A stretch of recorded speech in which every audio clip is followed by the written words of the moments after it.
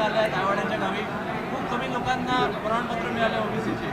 ते इथला विषय नाही आहे, त्यामुळे मी इथं ते विषय बोलणार नाही. पण एका मराठा आरक्षणातून होणार. बच्चू जरांगे पाटील तुमच्या आंदोलनात आलेल्या आहेत, तुमच्या आंदोलनाला आता बळ मिळालेलं आहे का, ताकद मिळालेली आहे? निश्चितच मला वाटतंय का या पद्धतीनं शेतकरी म्हणून ते आलेले आहे आणि त्याची निश्चितच चांगला परिणाम महाराष्ट्रामध्ये शेतकऱ्यांसाठी उभा राहणार. त्याचा फायदा अखेर या सगळ्या गोष्टीचा शेतकऱ्याला फायदा होणारच.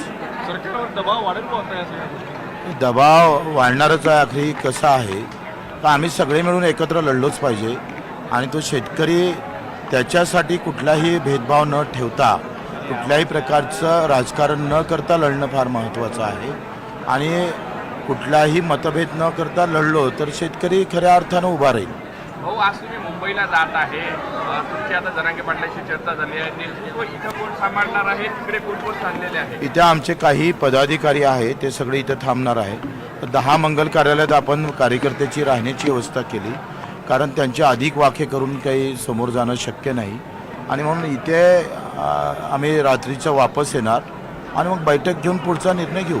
संध्याकाळी कितीपर्यंत परत येणार आहे आणि पुढची भूमिका तुम्ही आजच्या निर्णयातून काय? आज संध्याकाळी जाहीर करू पुढची काय अपेक्षा भूमिका. आज पुढची भूमिका जाहीर करू संध्याकाळी. भाऊ, उद्या समजा आंदोलनाची वेळ आली तर त्याची तुम्ही तयारी पूर्ण करून ठेवलेली आहे ते का? तर आंदोलनाला काही फार मोठा वेळ लागत नाही. कसं आहे आमचं ठरलेलं आहे. लोक आहे तो गांधीगिरी से, नाही आहे तो फिर भगतसिंगगिरी से. आम्ही कोणाला उडवू पण शकतो. एबी प्लान तयार आहे तुमचा?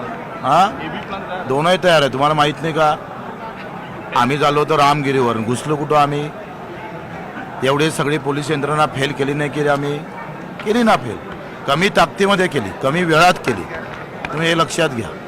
आम्ही 4-5 महिने झाले आंदोलन करतो आहे आणि कमी ताकदीमध्ये. एक तर शेतकरी येत नाही, पहिल्यांदा तो आला बिचारा. हे सगळे नेते एकत्र आले म्हणून, नाही तर ते येणं शक्य नव्हतं. आणि मग ते आले तर आता त्याचा व्यवस्थित आम्ही पाहतोय.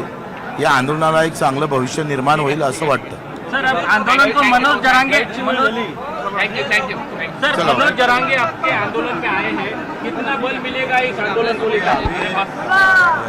ये हमें बताया है कि उनसे आने से बहुत फायदा, एक आंदोलन की अच्छी दिशा भी मिलेंगी. क्या अगला प्लान क्या होगा? आज बैठक अभी सब मिलकर करेंगे ना. अभी बैठक ही नहीं हुई तो प्लान पूछ रहे हो. इतने आगे जाने की जरूरत नहीं है. क्या लगता है सरकार सकारात्मक होगी अभी? नहीं होंगी तो करेंगे.